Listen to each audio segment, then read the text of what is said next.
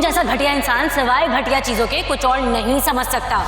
वरना इस दुनिया में अच्छे लोग भी हैं जो दूसरों की मुश्किल परेशानी में उनकी मदद करते हैं, लेकिन तुम जैसे घटिया लोगों का उन लोगों में शुमार होता है जो जिस थाली में खाते हैं उसी थाली में छेद करते हैं और अपने घर को खोखला करते हैं। नीला! हाँ तो तुम्हारी भी नीलमा से शादी मरकर भी नहीं होगी। चलो निकलो यहाँ से, और आइंदा भूले से भी यहाँ का मुंह ना करना। अरे साकिब भाई जाया हो जाओगे मेरे हाथ से। आगे पीछे तो तुम्हारा है कोई नहीं, ना कोई दफनाने वाला होगा ना कोई रोने वाला।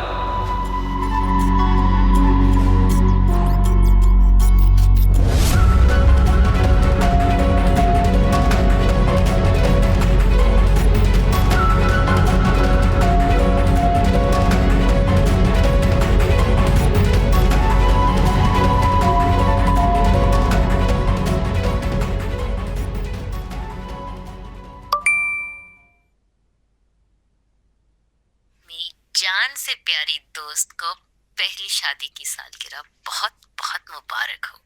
मेरी दुआ है कि आगे अब जितने भी दिन आए उसमें तुम्हारे लिए खुशियों की बरसात हो। Thank you so much. I love you.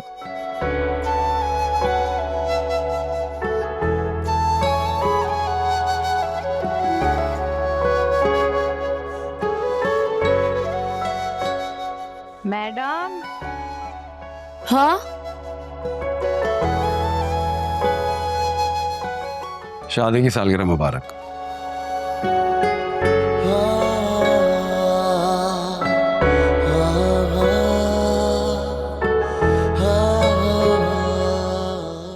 आपको याद था? मुझे लगा भूल गए आप। इतना इम्पोर्टेंट दिन कैसे भूल सकता हूँ? फेमिना और मेरा की वजह से काफी स्ट्रेस्ड हैं आप, तो मुझे लगा ऐसे मौके पर कहाँ ये दिन याद रहेगा आपको। वक्ती उलझनों की वजह से इंसान कुछ तारीखें और दिन भूल जाता है, लेकिन जो बातें दिल से जुड़ी होती हैं वो वक्त और लम्हे कभी नहीं भुलाए जा सकते। लेकिन ना ही वो वक्त याद रखने के काबिल था, ना ही वो लम्हे। वो वक्त और लम्हे मेरे लिए बहुत हसीन है।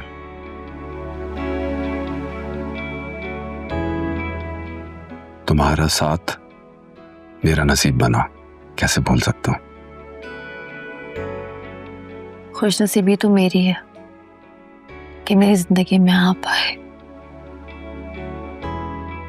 अच्छा बताओ, आज के दिन तुम्हें क्या तोहफा दूं?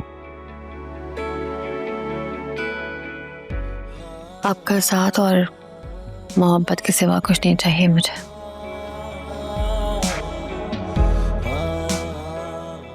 वादा रहा रोशनी, हमेशा सिर्फ तुम्हें मोहब्बत करूंगा जब तक ये सांसें चल रही हैं। कभी तुम्हारा साथ नहीं छोड़ूंगा।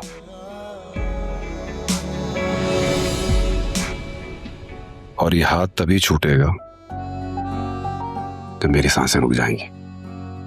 क्या हो गया आप? सुबह सुबह कैसी बातें कर रहे हैं? ऐसे मत बोले। चलो आओ तो फिर अच्छी बात करते हैं, जीने की बातें करते हैं।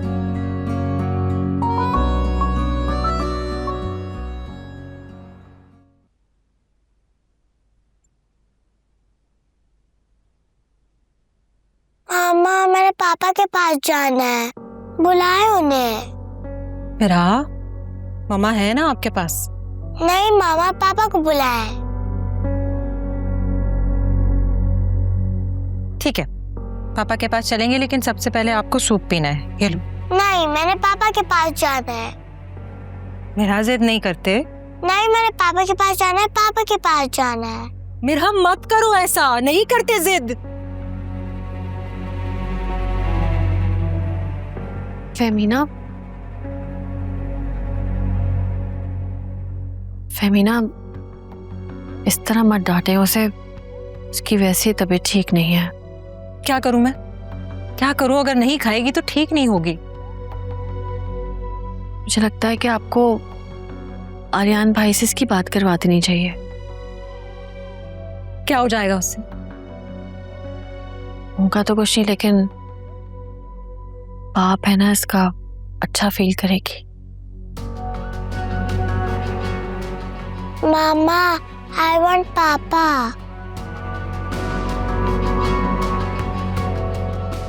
ओके, लेकिन इसके बाद सूप पीना है तुमने। मैं पिला दूं सूप? मैं पिलाऊं? मैं पिला देती। आ जाओ, पापा से बात करेगी अभी, मेरा हाथ ठीक हो जाएगी। मैंने इससे ज्यादा ड्रामेबाज औरत ना अपनी जिंदगी में नहीं देखी। ना तो इससे अपनी औलाद संभाली जा रही है और ना ही शौहर। और कैसे ढिठाई से इसने अपनी बच्ची की बीमारी का इल्जाम मेरे सर पे थोप दिया। यार तुम अपनी जुबान पे कंट्रोल करोगे जरा? आइंदा तुमने इस तरह की लैंग्वेज फेमिना के लिए इस्तेमाल की ना तो मुझसे बुरा कोई नहीं होगा एमा। अच्छा, उस दिन उन्होंने आपके सामने मुझे कितनी बातें सुनाई थी, लेकिन उस वक्त आपके मुंह से एक लफ्ज नहीं निकला था मेरे डिफेंस में। अब मैंने बोल दिया तो आपको बुरा लग रहा है? उस वक्त भी मुझे बुरा लगा था, लेकिन वो हालात और वक्त नहीं थे उस तरह की बात करने के लिए। फेमिना बहुत परेशान थी, और जब इंसान परेशान होता है ना तो 100 किस्म के वसवसे उसके दिमाग में आते हैं। अच्छा, लेकिन मुझे इतना यकीन है कि अगर मेरा को होश ना आता ना या उसे कुछ हो जाता तो आप उनके साथ मिलके मुझे जेल भिजवा देती। अल्लाह ना करे मेरा को कुछ हो। ये क्या अल्फाल पके जा रही हो तुम? तुम्हें पता है घर वाले कितने परेशान हैं?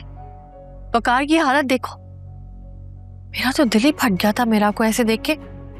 तो माँ की क्या हालत होगी, सोचा है तुमने? और उसी माँ ने अपनी लापरवाही दूसरों के सर पे थोप दी। अरे भाई, अगर नहीं संभाली जा रही बच्ची तो चली जाओ अपने शौहर के पास, कॉम्प्रोमाइज कर लो। और जैसा भी उसका शौहर होगा एटलीस्ट अपनी औलाद को संभाल तो लेगा। आयमा, लेकिन ये तुम्हारा मसला नहीं है। जी, ये मेरा मसला नहीं है। मैं तो 3-4 हफ्ते में इस घर से और इस जंजालपुर से चली जाऊंगी। भुगतना आपको पड़ेगा। और आप मेरी एक बात कान खोल के सुन लें, ये औरत आपकी खुशियां खा जाएगी। आयमा, क्या?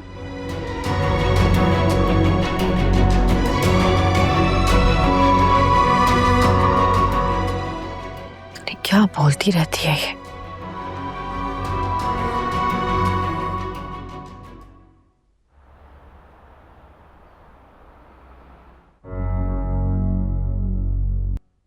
ये मुझे लग रहा है कि ये जो कुछ भी हमारे साथ हो रहा है टोटली हमारी एक्सपेक्टेशन के अगेंस्ट है, और मैं नहीं समझता कि इस शादी से हमें कुछ खास बेनिफिट होने वाला है। और ये बात मैं शहीर भाई को कब से समझा रही हूँ।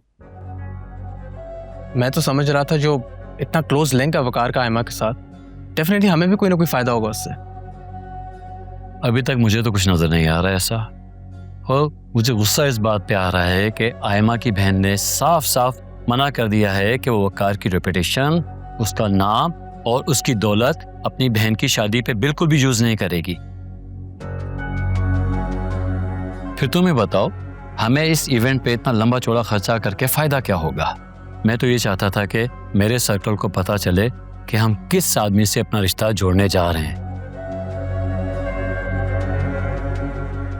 नहीं, आई थिंक आप सही कह रहे हैं। It seems all useless. क्या शादी के event? I think both. Already एक गलत फैसले की तलवार हमारे सर पे लटक रही है, और एक गलत बिजनेस फैसले की वजह से मेरा बाल बाल कर्जे में जकड़ा हुआ है। अब मैं मजीद गलत फैसले नहीं कर सकता, तो बेहतरी इसी में है कि तुम आयमा से जान छुड़ाओ और ये शादी वादी भूल जाओ।